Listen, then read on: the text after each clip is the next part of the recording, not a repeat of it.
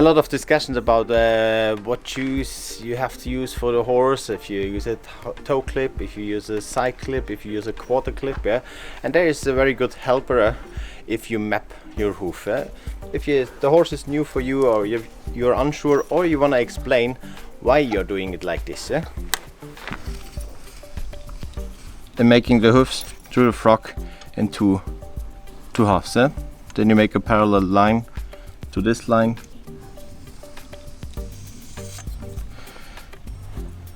Through the heels. Here you find your first nail holes. Then you make a diagonal line. The second one. And then meet all in one point there. Then you have here a line. Here you find your widest point somewhere. And then you go the thickness of the wall, medium thickness, it's about, on this hoof, about 8 millimeters in front. Have another line. And then it would be nice if this here is the same as this here. But we see we have more hoof in front of this line, yeah?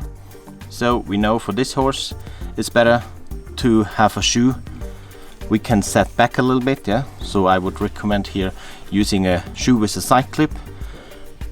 Put additional rolled toe on it, yeah? And you can do it everything yourself, yeah?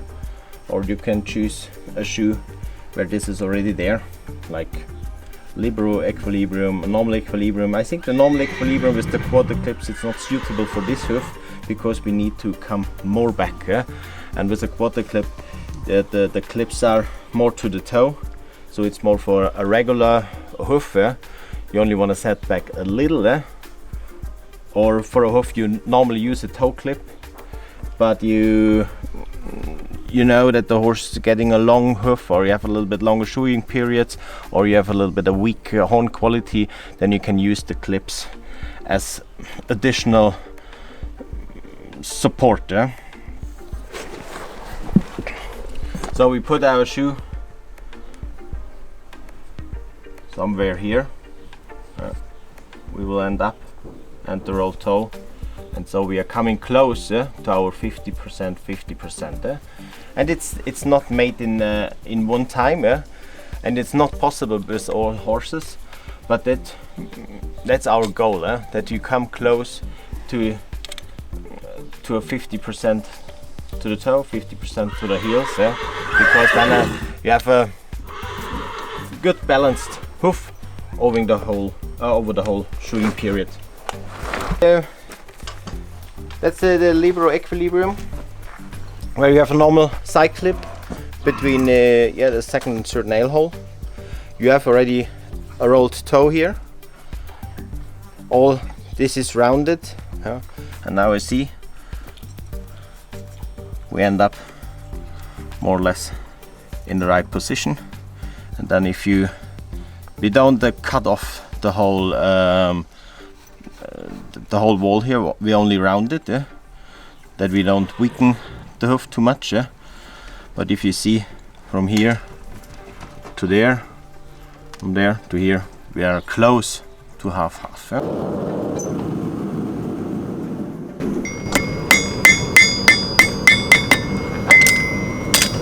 It's important angle always to clip up in front, It has a nice angle to the hoof wall.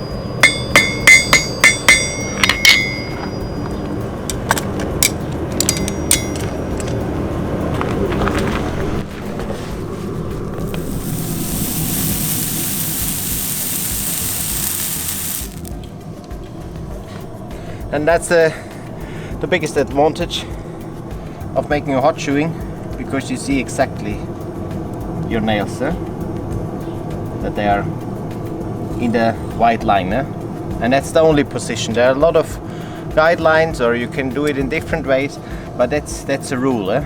That's the only place where you have to set your nails, eh? If you do it outside of this line, yeah, you get the bad hoofs because you're nailing the wall. And if you do it inside, the horse is lame, eh? So we only have to go inside a little bit here. That's correct, that's correct, that's correct, that's correct. And here we have to go a little bit inside.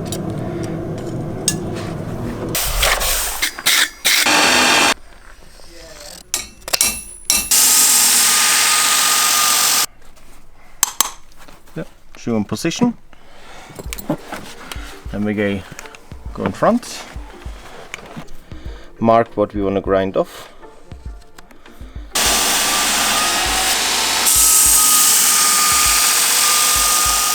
The best fitting nail for this Libero Equilibrium is a concave, because you have nearly no nail roof here on the concave, yeah?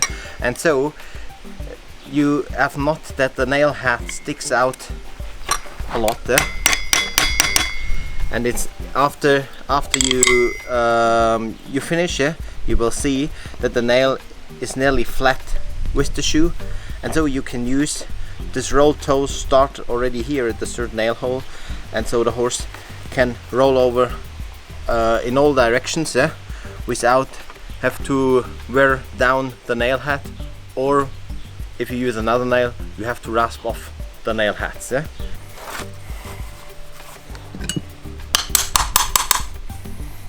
We only wire brushed the hoof and putting nothing additional through the hoof. There are a lot of antibacterial liquids you can put in between, because it's the plan to use there afterwards a polyurethane pad.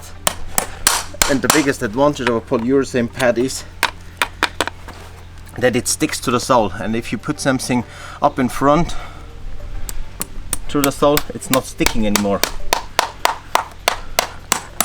Then you can also use a cheap one, like a silicone, yeah. Where you can get under the pad. It's no need that you fill one side, other side, something, because the material is liquid enough that it will run everywhere under the pad, yeah. Quite quick, yeah? The horse, it's always a safe place to cut it here and not on at the heels.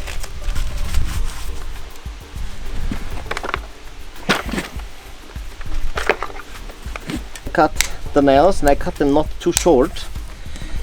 The reason for this is that you have to use your clincher in 2 steps.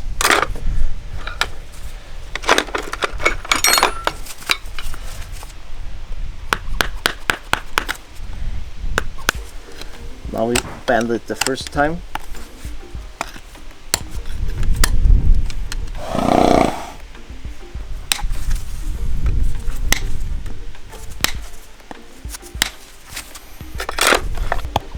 Put it through the hoof. If you cut it from the beginning too short, you get the problem that you can push back the nails, eh?